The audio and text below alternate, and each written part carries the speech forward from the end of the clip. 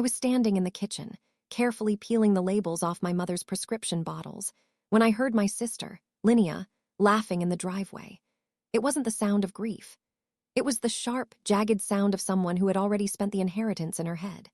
My mother's body hadn't been cold for 6 hours, and the house I had lived in for 3 years while I changed her linens and crushed her pills into applesauce, already felt like it was being partitioned. "It's just a lot of space for one person, Calla," Linnea said as she swept into the kitchen, her expensive heels clicking rhythmically against the linoleum I had scrubbed on my hands and knees just yesterday. She didn't hug me. She didn't even look at the sink full of the last dishes our mother had used. She just reached for the ceramic cookie jar, the one shaped like a teal hen, and turned it over to check for a maker's mark. "The funeral is Tuesday, Linnea," I said, my voice sounding thin and brittle, like dry parchment. I kept my eyes on the pill bottles. If I looked at her, I knew I'd see the appraisal happening in real time. "I know that," she snapped, her tone shifting into that practiced, patronizing sweetness she used whenever she wanted something. "But we have to be practical. Mother's debts don't just vanish because she did. Sila's and I were looking at the local listings on the drive-up. This lot is worth more than the structure itself. If we sell to a developer, we wouldn't even have to fix the roof." I finally looked up. My sister looked polished, her grief tucked away under a layer of expensive foundation. Sila's, her husband, was hovering in the doorway, checking his watch. He hadn't stepped fully into the room, as if the air of a dying woman's home might stain his suit. "This is my home," I said quietly. "Technically," Sila's chimed in, his voice oily and professional, "it's an asset of the estate. And according to the will Mother signed last year, the one we helped her finalize while you were at the pharmacy, it's to be divided equally. Divided, Calla. You can't divide a house without cutting it open." I felt a coldness settle in my chest that had nothing to do with the drafty windows. My mother had dementia. Some days she didn't know her own name, let alone what she was signing. "You brought a notary here," I whispered, when she couldn't even remember the year. Linnea didn't flinch. She just set the teal hen back down on the counter with a decisive clack. "She was very lucid that day, Calla. You were just too busy playing the martyr to notice." She leaned in, the smell of her floral perfume clashing with the lingering scent of antiseptic and old tea. "We're staying in the guest room tonight. We should start labeling the furniture in the morning." Sound of packing tape being ripped from a roll is a violent noise. It sliced through the heavy morning silence of the house, dragging me out of a shallow, feverish sleep. I sat up in my childhood bed, the springs groaning in protest. For a moment, the habit of the last 3 years took over. I checked the baby monitor on my nightstand, expecting to hear the ragged, wet breathing of my mother. There was only static, then another screech of tape from down the hall.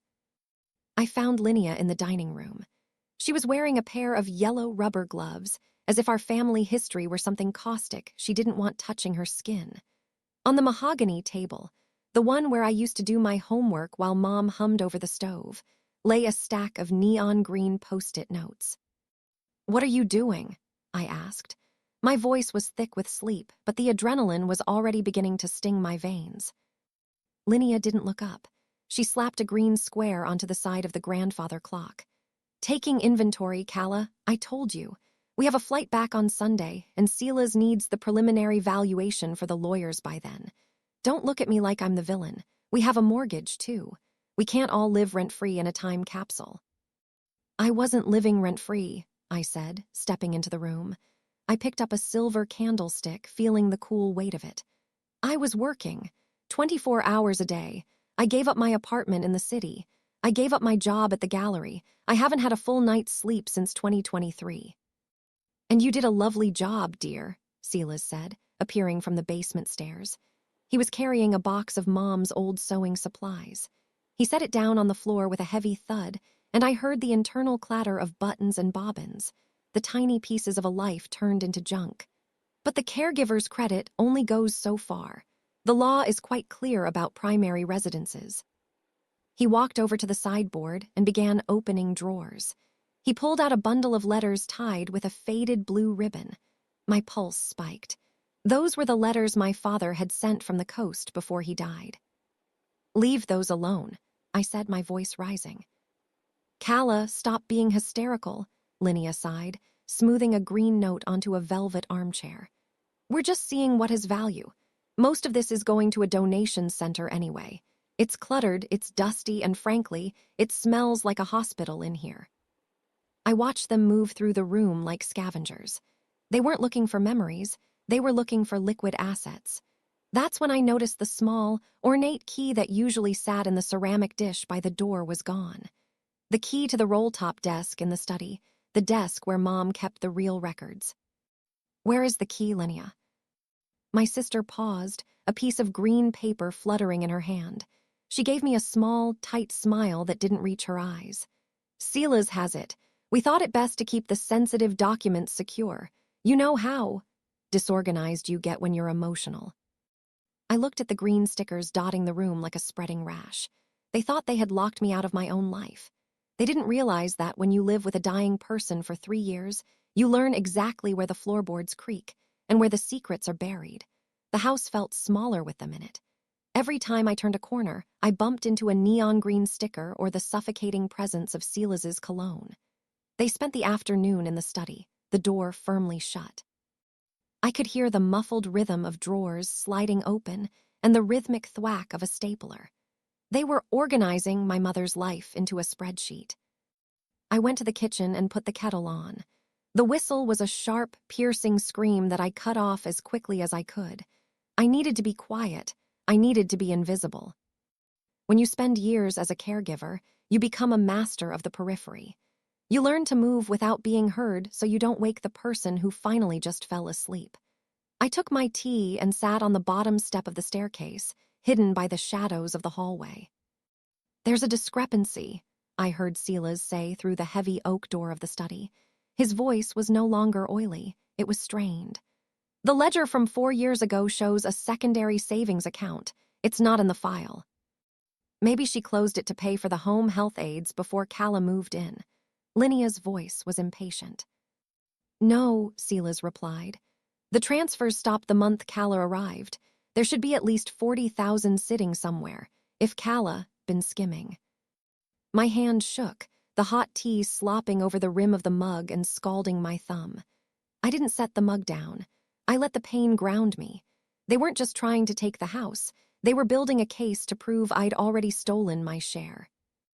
I thought back to the long nights at the kitchen table with Mom, her hands trembling as she tried to hold a pen. Don't let them see the blue folder, Calla, she had whispered one night, her eyes suddenly clear and terrified. They only love the things, not the people. I had tucked that folder into the one place I knew Linnea would never look. I waited until I heard them go upstairs to freshen up for dinner, which meant Linnea would be on the phone with her decorator and Silas would be checking the stock market. I slipped into the mudroom. Behind the stacks of old newspapers and the winter coats that still smelled like my mother's detergent, there was a loose panel in the wainscoting. I pried it back with a butter knife. The blue folder was still there, coated in a fine layer of dust. Inside weren't bank statements or gold bonds. There were medical records, specifically, a series of evaluations from a neurologist dated 6 months before Silas and Linnea had brought that notary to the house. I flipped to the second page. The diagnosis was advanced stage decline. The doctor's note was underlined in red. Patient lacks capacity for complex decision-making or legal signatures. The date on the new, Silas had mentioned, was October 14th. The date on this medical report was August 22nd. They hadn't just been greedy. They had been predatory. But as I heard Silas's heavy footsteps descending the stairs, I realized I couldn't just show them the paper. They'd burn it before I could blink. I had to let them think they were winning until the very moment the floor fell out from under them. I tucked the blue folder back into its hiding spot, the wood panel clicking into place with a sickeningly final sound. My heart was a frantic bird trapped in my ribs, but I forced my features into the dull, compliant mask they expected of me. I walked back into the kitchen just as Silas entered, his shirt sleeves rolled up, looking like a man ready to do hard work that involved other people's money. "Dinner's a bit late, isn't it?" he asked, checking his watch. It was an expensive piece, the light catching the gold bezel. It looked like a trophy. "I'm sorry, Silas. I lost track of time," I said, reaching for a bag of frozen peas. "I'll just make some pasta." "We're actually going out," Linnea announced, appearing in the doorway in a fresh coat of lipstick, a shade of red that looked like an open wound. "There's a bistro in town that Silas likes. You should come, Calla. You look like you haven't seen a vegetable that didn't come out of a can in months." It wasn't an invitation. It was a performance of pity. The bistro was one of those places that had cropped up in the last year, all Edison bulbs and reclaimed wood. The kind of place that signaled a neighborhood was becoming too expensive for the people who built it. We sat at a corner table, the air thick with the smell of truffle oil and the low hum of people who didn't have shadows under their eyes. "So," Silas began, leaning forward after the wine was poured.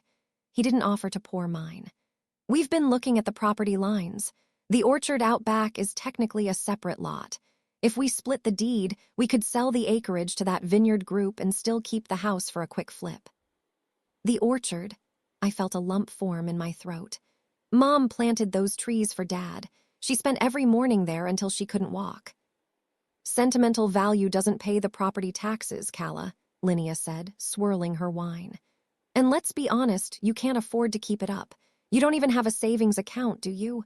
After you quit your job, you became, well, a dependent." The word felt like a slap. Dependent. I had been the one holding my mother's hand during her night terrors. I had been the one cleaning the accidents they never had to see. "I have what Mom left me," I said, my voice steady, eyes locked on the condensation dripping down my water glass. Silas chuckled, a dry, rattling sound. "Which is exactly half of the net proceeds after the debts are settled. And considering we paid for the funeral and the back taxes, your half is shrinking by the hour." I watched him take a long, satisfied sip of his Cabernet. He thought he was the architect of my ruin. He didn't know that the neurologist who wrote that report was an old friend of our family, someone who had called me 3 times this week just to check on me. "You're right," I said, feigning a small, broken sigh. "I suppose I haven't been very practical. Maybe I should go through the desk with you tomorrow. I think I remember where some of the older receipts are." Linnea's eyes brightened.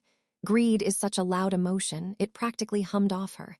"That's my girl. We're a team, Calla. We just want what's fair." "Fair," I repeated, the word tasting like copper in my mouth. "Yes, I want exactly what is fair." The next morning, the house felt like a crime scene. Linnea had moved from the dining room to the master bedroom, my mother's sanctuary. When I walked in, she was pulling silk scarves out of the vanity drawer, tossing them into a keep pile and a donate pile. The keep pile was significantly larger and consisted entirely of the designer pieces our aunt had sent from Paris years ago. "You're moving fast," I said, leaning against the doorframe. I had a cup of black coffee in my hands, the heat seeping into my palms. "Efficiency is a mercy, Calla," Linnea said without looking up. She held a pearl necklace up to the light. "Staying in the past just keeps the wound open. Besides, Silas has the appraiser coming at 2. "The appraiser." My stomach did a slow, nauseating roll. "For the furniture or the house?" "Both. We need a basis for distribution. It sounds clinical, but it's for the best." She finally looked at me, her eyes narrowing. "You look tired. Did you find those receipts you mentioned?" "I was just headed to the study," I lied. I walked down the hall, my heart hammering against my ribs. I didn't go to the study. I went to the small closet under the stairs where the old landline used to sit. I pulled out my phone and dialed a number I had memorized. "Dr. Eris, it's Calla Thorne." "Calla, I was just thinking about you." The doctor's voice was warm, a stark contrast to the cold calculation in the next room. "How are you holding up? I heard about the passing." "It's been difficult," I said, lowering my voice as I heard Silas's heavy tread in the hallway above. "Doctor, I need a favor. You mentioned that the evaluation you did on my mother was filed with the county health board because of her, because of the risk she posed to herself at the time." "That's standard procedure for stage 4, yes. Why?" "I think my sister and her husband are trying to use a document she signed after that date. A will." There was a long silence on the other end. I could hear the rustle of papers. Calla, that's not just unethical. If they used a notary while she was under my care for advanced cognitive decline, that's a legal nullity. It's fraud. I know, I whispered. I just need to know if you still have the original digital timestamp of that report, in case things get ugly. I'll email a certified copy to your private address right now, he said firmly. Calla, don't let them bully you. I saw how you cared for her. She knew who you were, even when she didn't know where she was. I hung up just as the closet door swung open. Silas stood there, his shadow stretching long and dark across the cramped space. He was holding a stack of neon green stickers. Who were you talking to? He asked, his voice low and dangerous. I tucked the phone into my pocket, my face a mask of weary indifference. The florist. I was checking on the arrangements for Tuesday. Is that allowed, or do I need to put a green sticker on the lilies too? He stared at me for a beat too long, his eyes searching for a crack in my composure. Finally, he stepped back. Just make sure you're ready for the appraiser, and stay out of the study. I've locked it for the afternoon. He thought he had locked the door to the room. He didn't realize I had already unlocked the door to the truth. The appraiser was a small, wire-thin man named Mr. Henderson who carried a magnifying loupe like a weapon. He moved through the house with a detached, clinical air that seemed to offend the very walls. Silas followed him like a shadow, pointing out the notable pieces, the mid-century sideboard, the hand-knotted rug, the silver. I stood by the window in the living room, watching the rain begin to blur the world outside. I felt like a ghost in my own home, watching strangers weigh the value of the air I breathed. This desk, Mr. Henderson said, stepping into the study as Silas unlocked the door with a flourish. Early Victorian or a reproduction? Original, Silas said confidently. I checked the joints myself. I walked to the doorway, my mother's desk. I remembered sitting on her lap there, watching her write holiday cards in her perfect, looping script. The wood was scarred with small nicks and ink stains, the braille of a lived life. And the contents? Mr. Henderson asked, gesturing to the locked drawers. Nothing of value, Linnea said, sweeping in behind me. Just old household files and personal correspondence. We'll be clearing it out tonight. I felt a surge of cold fury. They were going to burn the letters. They were going to shred the journals Mom kept when she started losing her memory. The ones where she wrote down the recipes I'd need and the things she wanted me to remember about my father. Actually, I said, my voice cutting through their clinical chatter, the desk is mine. Mom gave it to me 2 years ago. The room went silent. Silas turned slowly, a thin, patronizing smile curling his lips. Calla, don't start. There's no record of a gift. It's part of the estate. There's a letter, I lied, my heart racing. Inside the secret compartment. She wrote it the day she gave me the key. Linnea laughed, a sharp, ugly sound. Secret compartment? This isn't a mystery novel, Calla. It's a desk. I walked past them, my boots echoing on the hardwood. I felt their eyes on my back, heavy with contempt. I reached for the side of the roll top, feeling for the small, recessed lever Mom had shown me when I was 6 years old. The magic button. She used to hide my Christmas lists. Click. A small drawer at the very back popped open. Silas stepped forward, his face pale, but I was faster. I grabbed the small stack of papers hidden inside. They weren't a gift deed. They were something much better. I didn't look at them. I shoved them into my cardigan pocket and turned back to the room. My mistake, just some old tax returns. Give those to me, Silas demanded, extending a hand. I'm the executor. Not yet, you aren't, I said, my voice dropping an octave. The court hasn't certified the will. Until then, I'm the primary resident, and this is my mother's personal property. Now, if Mr. Henderson is finished in here, I'd like to close the door. I have a lot of disorganized mourning to do. I saw the vein in Silas's temple throb. He looked at Linnea, who was staring at the secret drawer as if it had betrayed her. They knew I had found something, but they didn't know what. And for the first time since my mother died, the fear in the room wasn't mine. It was theirs. I locked myself in the bathroom, the only room in the house with a working bolt. I sat on the edge of the tub, my breath coming in shallow hitches, and pulled the papers from my pocket. My hands were shaking so violently, I almost dropped them. They weren't tax returns. They were handwritten notes, dated over the last 14 months. My mother's handwriting, usually so elegant, had devolved into a shaky, desperate scrawl. May 12th, Silas came again today. He told me Calla is tired of me. He said she wants to put me in the state home in the city. He made me sign a paper to protect the house from the government. I don't want to go to the city. I want to stay with my girl. I felt a physical pain in my chest, a dull ache that made it hard to swallow. They hadn't just used a notary. They had used my mother's greatest fear against her. They had gaslit a woman whose mind was already a fracturing mirror, telling her I was her enemy so they could become her protectors. June 4th, Linnea took the silver tea set. She said Calla broke it and threw it away. I know Calla wouldn't do that. Would she? Everything is so fuzzy. Silas says I shouldn't tell Calla he's helping me with the bank. He says she'll get angry and leave.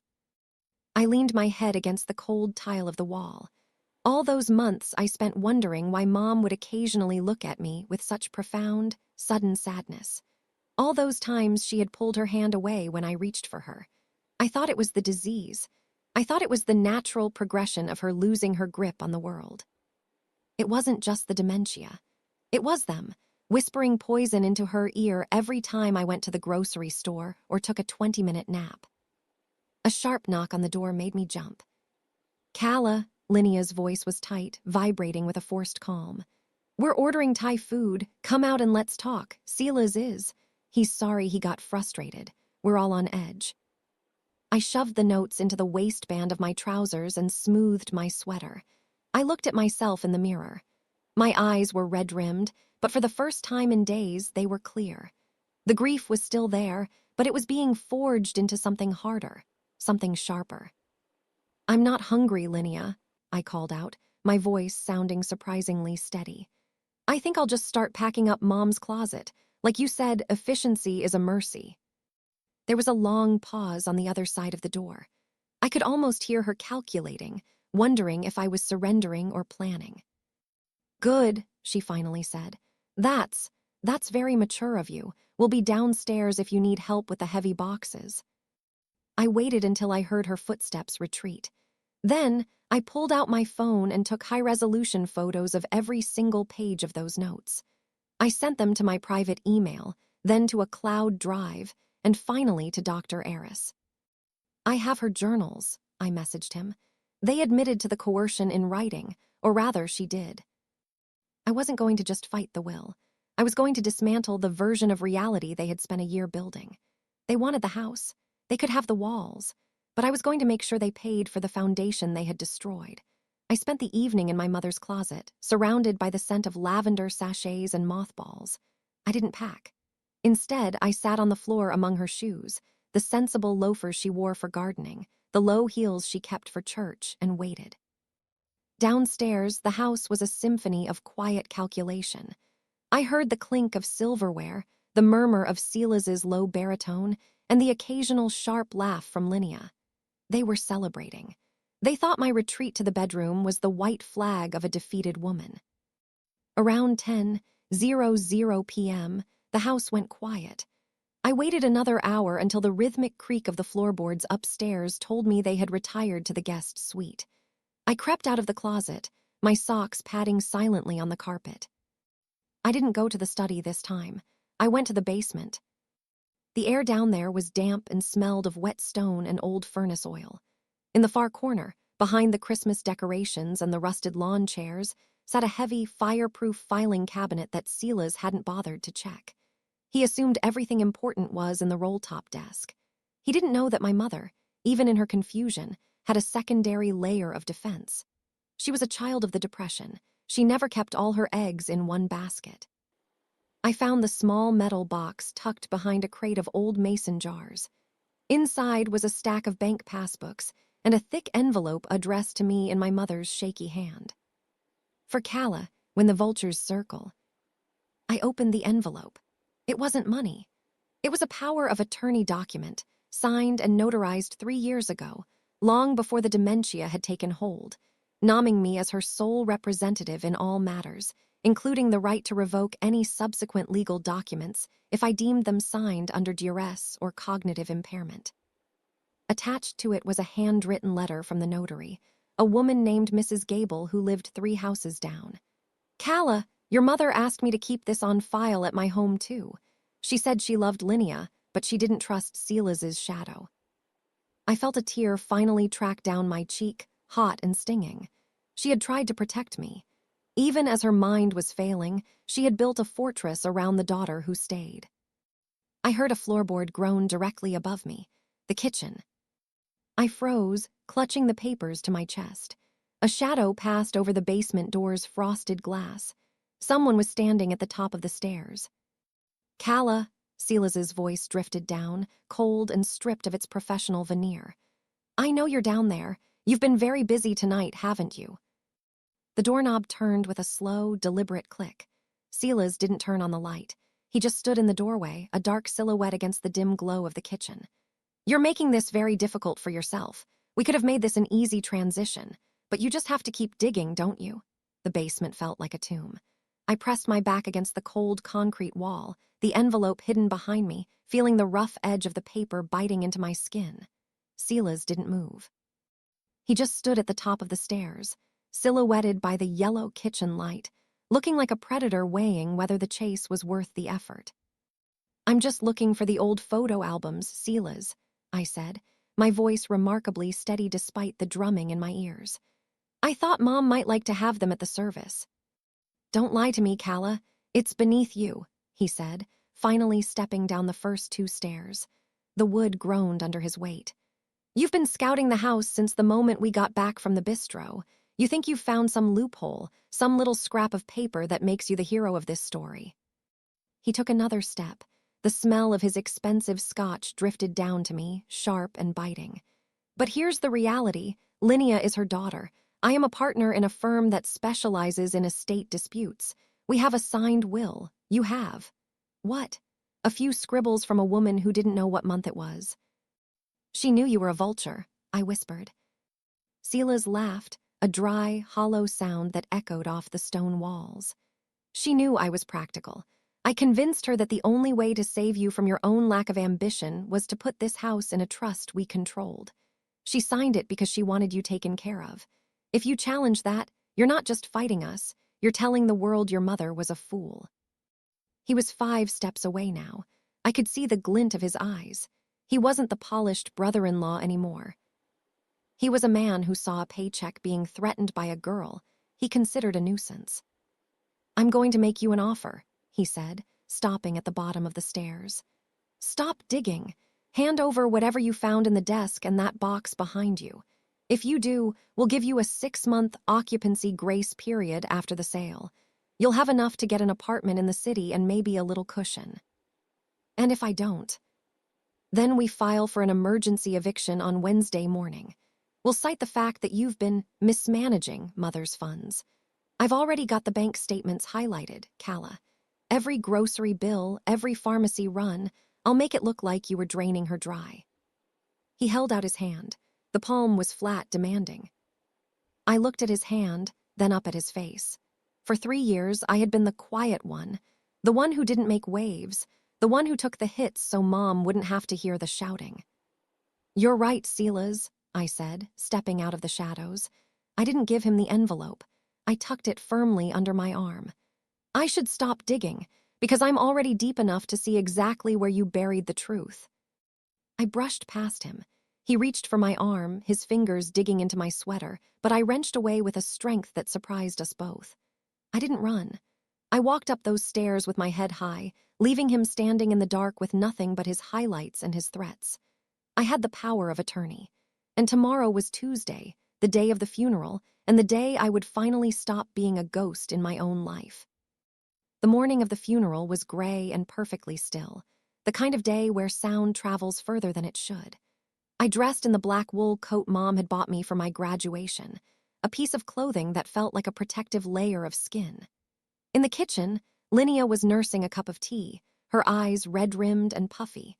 Whether from genuine grief or the stress of the previous night's failed intimidation, I didn't care. "We're leaving for the chapel in 20 minutes, she said, her voice small. She wouldn't look at me. Sila's was already outside, packing the driveway like a sentry. "I'm not taking the car with you," I said, setting my car keys on the counter with a definitive thud. "I'll meet you there." The service was small, just a few neighbors, the local librarian and Dr. Eris, who sat in the back row and gave me a single, firm nod. Silas sat beside Linnea, his hand on her shoulder in a display of performative support that made my skin crawl. When the time came for the eulogy, I didn't talk about her assets or her legacy. I talked about the way she always kept a spare key under the ceramic hen, and how she believed that a house wasn't made of wood, but of the promises kept inside it. As the casket was lowered into the damp earth, Silas leaned toward me, his breath smelling of peppermint and cold ambition. "The locksmith is scheduled for 4 o'clock, Calla. Don't be late." I didn't answer. I waited until the last of the dirt was shoveled, then I drove back to the house. I arrived 10 minutes before them. When their SUV pulled into the driveway, I was standing on the porch. Beside me stood Mrs. Gable, the notary, and a man in a quiet gray suit named Mr. Vance, the estate attorney I had called at 6 that morning. "What is this?" Linnea asked, stepping out of the car, her heels sinking into the soft mud. "Calla, we told you we'd handle the legalities." "You tried," I said, stepping forward. I handed a packet of papers to Mr. Vance. "But as the court-appointed power of attorney with the specific right of revocation, I'm formally contesting the will signed on October 14th. Dr. Eris has already submitted the medical certification of Mother's advanced cognitive decline prior to that date."